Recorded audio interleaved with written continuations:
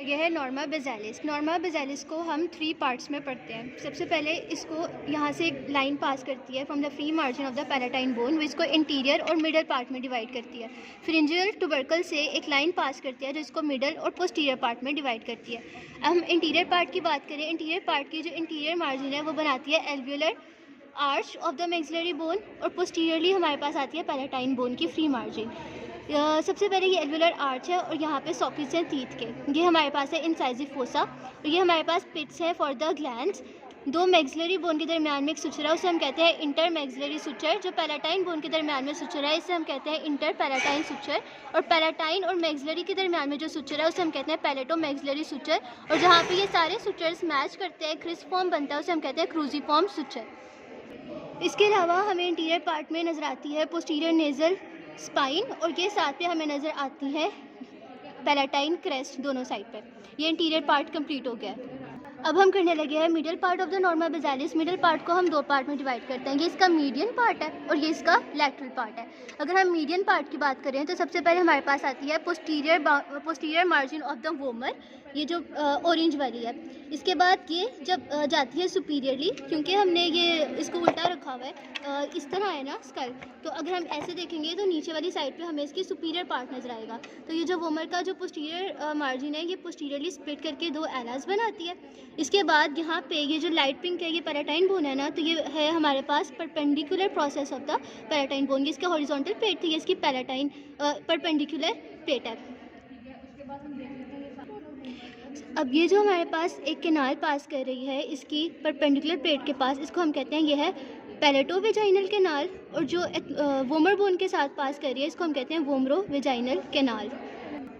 इसके अलावा हमारे पास बेसियो ऑक्सीपुट आता है। बेसियो ऑक्सीपुट को 2 बोन्स बनाती है। ये हमारे पास है posterior part of the sphenoid bone और basilar part of the occipital bone. ये दोनों मिलके बनाती हैं बेसियो ऑक्सीपुट, और यहाँ पे एक ट्यूबरकल आता है, इसे हम कहते हैं फ्रिंजियल ट्यूबरकल।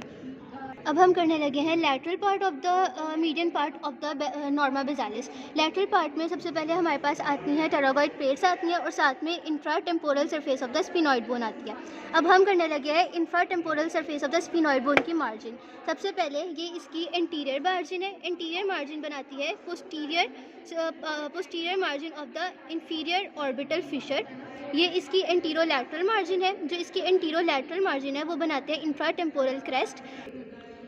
इसकी जो एंटीरोलैटरल मार्जिन है वो बनाती है इंफ्रा टेम्पोरल क्रेस्ट।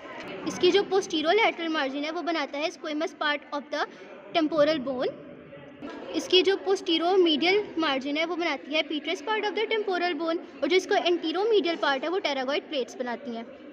अब हम करेंगे टेरागोइड प्लेट। ये हमारे पास है मीडियल टेरागोइड प्लेट, ये है लैटरल टेरागोइड प्लेट, और ये दरमियान में हमारे पास आता है टेरागोइड फोसा।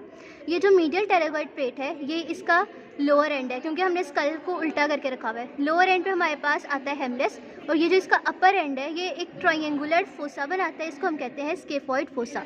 और स्केफॉइड फोसा के आगे ये हमें मिलती है सल्कस ट्यूबी। सल्कस ट्यूबी के अंदर लाई करता है cartilaginous part of the auditory tube. ये हमें नज़र आता है फोरामेन लेसरम, ये है फोरामेन ओवेल, ये है फोरामेन स्पाइनोजम, ये है स्पाइन ऑफ स्फिनॉइड, ये है टिम्पेनिक प्लेट, ये है हमारे पास टाइलॉइड प्रोसेस, ये है कैरोटिड कैनाल, ये है जुगुलर फोरामेन। उसके अलावा ये है मैंडिबुलर फोसा या आर्टिकुलर फोसा, और ये है आर्टिकुलर ट्यूबरकल, और ये है एक्सटर्नल अकाउस्टिक मिएटस। अब जो और ये है मैस्टॉइड प्रोसेस, और ये है अंदर से जो पास करिए इसको हम कहते हैं मैस्टॉइड क्रेस्ट, और ये है मैस्टॉइड प्रोसेस। अब हमारा लैटरल पार्ट भी कंप्लीट हो गया। अब हम करेंगे posterior part of the Norma बेसालिस, जो कि फ्रिंजियल ट्यूबरकल के पीछे से लाई करता है। दोनों तरफ पे हमारे पास आते हैं ऑक्सीपिटल कंडाइल्स, ये है फोरामेन मैग्नम। अब यहाँ पे अगर हम पिन पास करेंगे, ये जो पिन पास करी है इसको हम कहते हैं ये है हाइपोग्लॉसल कैनाल। इसके बाद ये पीछे हमारे पास एक क्रेस्ट आती है, इसको हम कहते हैं एक्सटर्नल ऑक्सीपिटल क्रेस्ट। ये जो प्रोट्रूबरेंस है इसे हम कहते हैं एक्सटर्नल ऑक्सीपिटल प्रोट्रूबरेंस, और यहाँ पे हमें इंफीरियर और सुपीरियर नकल लाइंस मिलती हैं।